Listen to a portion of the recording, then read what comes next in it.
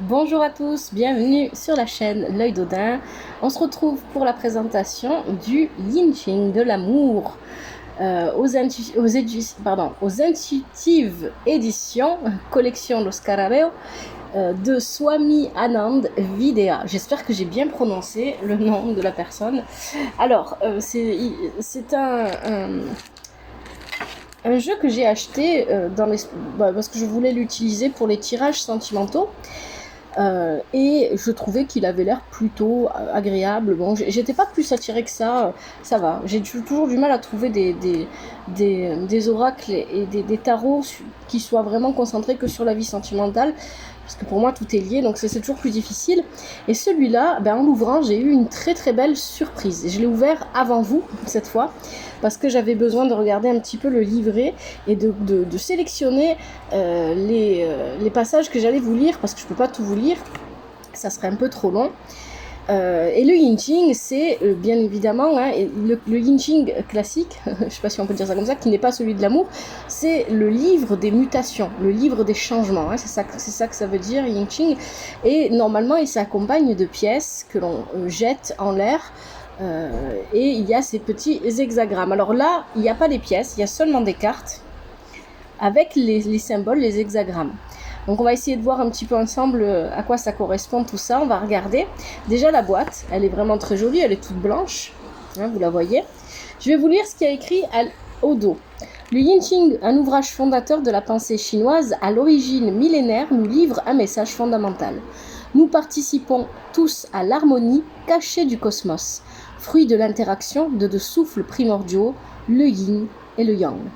Le Yin Ching de l'amour est un oracle qui vous invite à explorer votre sexualité, à la vivre totalement sans vous juger ni vous réprimer, pour atteindre cet espace sacré dans lequel les amants se fondent et s'unissent au souffle primordial. Donc il y a 64 cartes illustrées avec le petit livret. Voilà, alors voilà le petit livret. Il n'y a pas de sommaire dans ce livret. Il y a une introduction qui est très longue. C'est pour ça que je voulais le regarder avant. L'introduction est vraiment très longue. Et ensuite, on a les méthodes de tirage. C'est assez court. Et on a la signification des cartes qui est... Là aussi, c'est très court. C'est très court parce que là, on vous demande vraiment de faire appel à votre intuition, à ce que va vous inspirer les cartes. Alors, qu'est-ce que ça nous dit? Je vais lire un petit peu le début. Le livre des mutations, ou Yin Ching, est l'ouvrage fondateur de la pensée chinoise. Il s'agit d'un ouvrage écrit qui remonte à une époque légendaire et qui a ensuite été structuré au fil du temps. Le texte de base, aujourd'hui très répandu, remonte à environ 3000 ans. Mais au cours des siècles qui ont suivi, il a connu d'éminents rédacteurs qui l'ont enrichi, dont Confucius et deux grands maîtres taoïstes qui ont renforcé son cadre en faisant du vide la clé de voûte, car ils le considéraient comme l'origine de toute existence.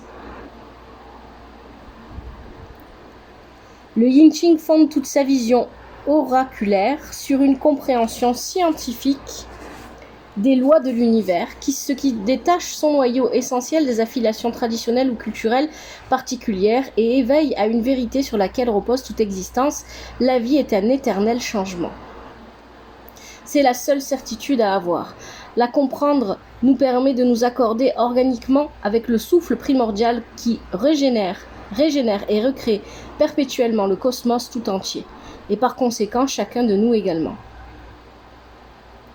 En réalité, nous, même inconsciemment, nous participons à cette création continue, dans le flux incessant du jour vers la nuit, de l'été à l'automne, puis l'hiver pour s'épanouir au printemps. Dans le chemin de notre vie vers la mort, nous participons à cette harmonie cachée, résultat de l'interaction de deux facteurs ou souffles primordiaux, le yin, principe féminin, et le yang, principe masculin, dont dépend la danse de tout le cosmos et de toute notre existence. Et ce n'est pas tout, se mettre au diapason de ce flux nous permet de percevoir la source universelle et de vibrer à l'unisson de cette harmonie cosmique vers laquelle tout être se dirige. Alors, l'introduction est vraiment très très longue, je ne vais pas tout vous lire, Je vais sélectionner les passages qui me semblent importants. Alors ici, par exemple, on a le yin-ching de l'amour accompagne la connaissance de soi, sans vouloir nier ou remplacer la responsabilité individuelle dans cette quête. En effet, rien de théorique ne peut remplacer l'expérience qui conduit par degrés et erreurs à être soi-même. C'est une phrase vraiment très importante, celle-là.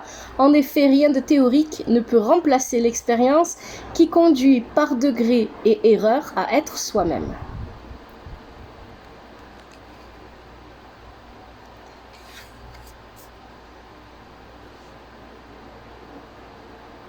Donc en fait, l'idée de divination qui sous-entend ces cartes ne présuppose aucune lecture de l'avenir. C'est pas vraiment un tarot un oracle qui va vous permettre il n'est pas vraiment dans la divination, ça n'empêche que c'est possible. C'est ce qu'on vient de nous dire là, mais il est surtout là pour vous aider. C'est vraiment plus sur le développement personnel, etc.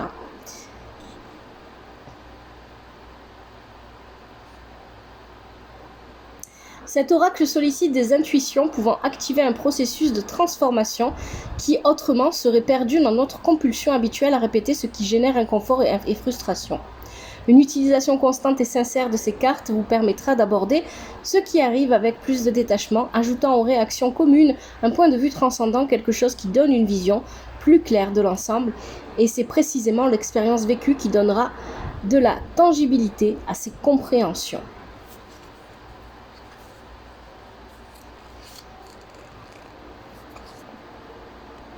Il est important de rappeler que l'utilisation des cartes n'implique aucune connaissance ou appartenance à la culture chinoise. Il s'agit simplement d'activer ses facultés perceptives à partir de l'étincelle introspective que nous possédons tous. De ce point de vue, l'expérience de l'amour, et avec toute la dynamique qui l'accompagne, est une expérience clé pour accéder, allumer et illuminer l'ensemble de votre être, et en particulier des parties de vous que vous n'avez peut-être jamais voulu voir. Tomber amoureux est en soi un enfoncement dans son propre être qui bouleverse tout équilibre et laisse nu, sans certitude, littéralement, à la merci d'un autre être humain. Il est fort probable que la plupart des lecteurs vivant cette expérience globale, et peut-être cherchent-ils des outils pour gérer les dynamiques, les émotions, les peurs, les joies indescriptibles, les conflits et les sensations si vagues qu'elles en deviennent insaisissables. Dans ce cas, le soutien de ces connaissances millénaires peut aider à faire de ce tourbillon chaotique un chemin de croissance vers l'harmonie que tout amour apporte potentiellement avec lui. Il y a vraiment de très beaux messages là dans l'introduction. Alors, je vais continuer. N'analysez pas, ne rationalisez pas, ne dites rien, observez simplement, sans aucun effort, gardez les yeux ouverts, embrassez cette fleur, ce coucher de soleil, cette aube, sans aucune attente. Peu à peu, vous vous sentirez intimement liés, vous vibrerez à la même fréquence. C'est ce que je disais quand je présentais l'oracle de Merlin. Les oracles, les tarots vibrent à une certaine fréquence. Et à un moment donné, il faut que ces fréquences, pour moi ça ne marche pas si je suis trop éloignée c'est le cas avec l'oracle G, je ne peux pas l'utiliser, je l'ai déjà eu en main, je ne l'ai pas gardé parce que je ne peux pas l'utiliser, on ne vibre pas lui et moi du tout sur les mêmes fréquences, je ne sais pas comment expliquer ça, il est complètement à l'opposé de ce que j'envisage, de ce que je ressens. Ça m'empêche, je peux l'utiliser, mais je suis mal à l'aise quand je l'utilise, je me sens vraiment mal à l'aise, donc je préfère ne pas l'utiliser. Et je suis attirée souvent par des oracles, vous voyez, qui nous font voyager, des oracles, des tarots qui nous font voyager, parce que j'aime vraiment ça, mais surtout, il y a quelque chose de vibratoire qui doit m'attirer. Alors, méthode de tirage, on va passer aux méthodes de tirage. Donc il n'y a pas vraiment de méthode de ce que je comprends. Trouvez un moment pour être seul avec vous-même dans un endroit isolé, loin du stress et du bruit. Détendez-vous simplement en écoutant votre souffle, et lorsque vous sentez que vous pouvez entrer en contact avec votre moi intérieur, mélangez les cartes. Les 64 hexagrammes traditionnels du Yin Ching ont été considérés du point de vue de l'amour et traduits en images pour rendre leur impact plus immédiat. Visualisez intérieurement votre expérience actuelle de l'amour, laissez-la émerger devant vous pour ce qu'elle est, ne la jugez pas, ne l'interprétez pas, n'aspirez pas à quelque chose de différent. Il n'est pas nécessaire de poser de questions. N'oubliez pas, vous ne recherchez pas une consolation, vous ne voulez pas non plus modifier ce qui vous arrive, vous voulez simplement comprendre. Oui. Et c'est ça, c'est ce que j'aime beaucoup, moi, avec les tarots, les oracles, c'est comme ça, moi, que je les utilise. Ils ne doivent pas être utilisés pour chercher une consolation, effectivement. Lorsque vous vous sentez prêt, disposez les cartes. Et de la main gauche, retournez en une, lisez la description et observez l'image en essayant de comprendre la façon dont elle éclaircit votre situation. Fermez les yeux et méditez sur le message en silence.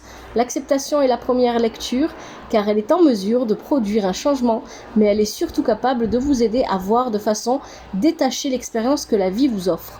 Et n'oubliez pas, cette phrase aussi passera, ce n'est qu'une saison de votre vie. Cette phase, pardon, pas cette phrase. Par conséquent, accueillez en vous ce que la carte vous suggère sans vous abattre ni vous exalter. C'est la leçon fondamentale du Yin Shin de l'amour. Et après, on a les significations. Alors, on va regarder ces cartes qui sont magnifiques. D'abord, le dos des cartes. Je vais vous mettre la carte de dos. Hop. Voilà, le dos des cartes est vraiment très joli aussi. Elles ont l'air faciles à mélanger. Je n'ai pas encore testé. Allez, on va commencer tout de suite, vous allez voir. On a, première carte, le désir créatif. Dites-moi ce que vous en pensez dans les commentaires de la vidéo. Que pensez-vous de ces cartes? Moi, je trouve qu'elles sont vraiment sublimes. La réceptivité. Et on a les fameux hexagrammes ici. La difficulté initiale. Alors, je vais peut-être pas toutes vous les montrer parce qu'il y en a 64. Mais au moins quelques-unes. L'inexpérience des jeunes. L'attente.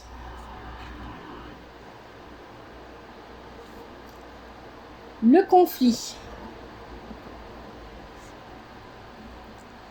La cohésion. La solidarité des complémentaires. L'impuissance. Votre guide intérieur.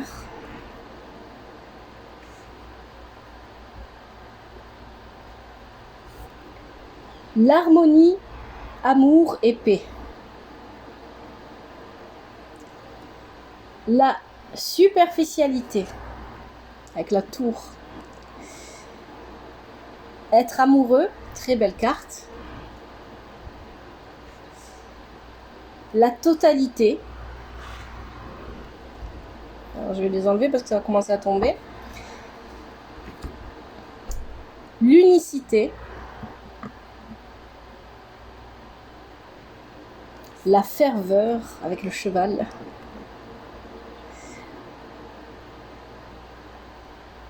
Se regarder. Prendre conscience.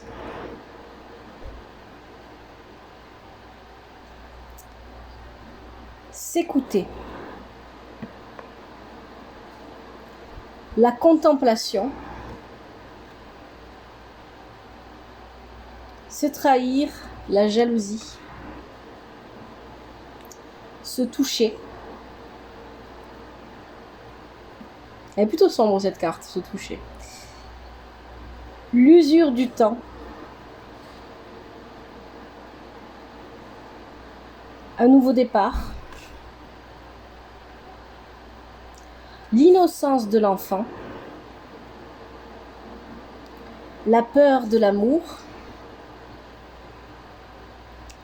Le nutriment. Sous pression. La nuit sombre de l'âme. La nuit noire de l'âme, la nuit sombre de l'âme. Je vais les enlever. Tomber amoureux. Alors tout à l'heure on avait être amoureux, là on a tombé amoureux. Les fiançailles. 2 étoiles avec un cœur. La durée. La du prix.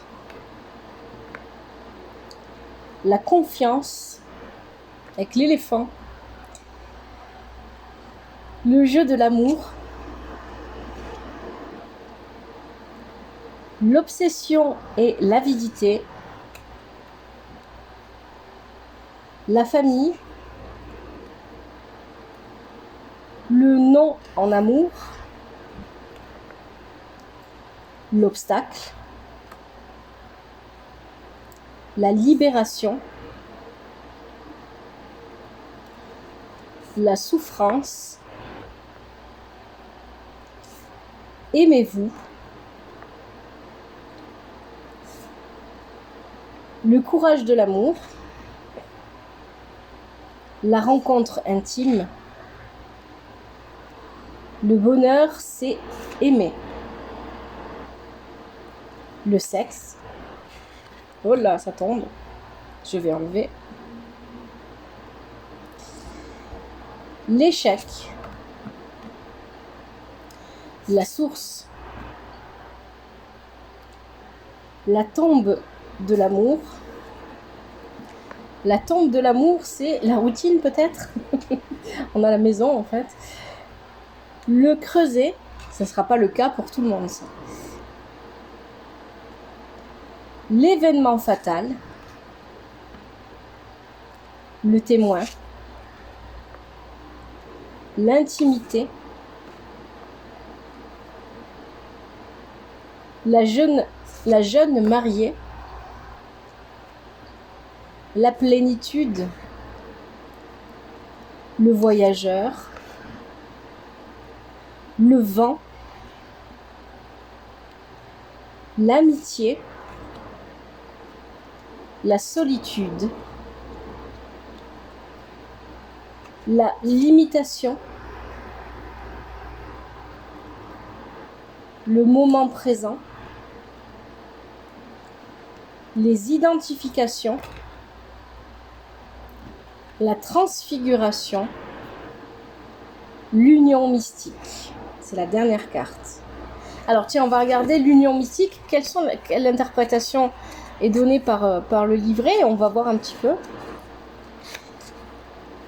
Cette carte parle d'une rencontre manquée. On aspire à quelque chose, on espère, mais la fusion ne se produit pas. C'est un avertissement. Dans la communion intime générée par l'amour avec l'être aimé, on arrive à saisir l'union mystique possible qui est l'achèvement et l'épanouissement. C'est un éclair d'intuition précieux mais ineffable. Pour cela, il est essentiel d'unir l'amour à la méditation.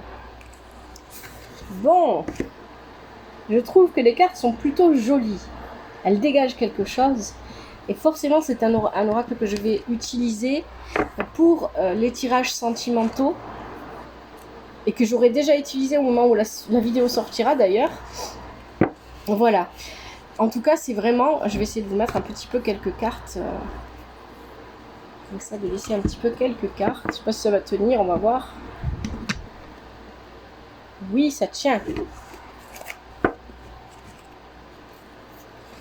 Hop. Il y a tout qui tombe. Et oui.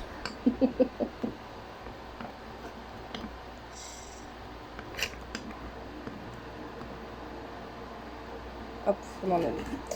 Voilà, j'espère que le Yin Ching de l'amour vous a plu. Si c'est le cas, n'hésitez pas à me le faire savoir. Laissez des commentaires, likez, abonnez-vous. En tout cas, moi, ça me fait plaisir de vous présenter des tarots, des oracles qui m'attirent, qui me plaisent. N'hésitez pas à me faire savoir s'il y a des choses que vous aimeriez que je présente. Si je vous dirai si ça me plaît pas, si je peux le faire ou pas. Merci à vous, à bientôt, prenez soin de vous. C'était l'œil d'Odin.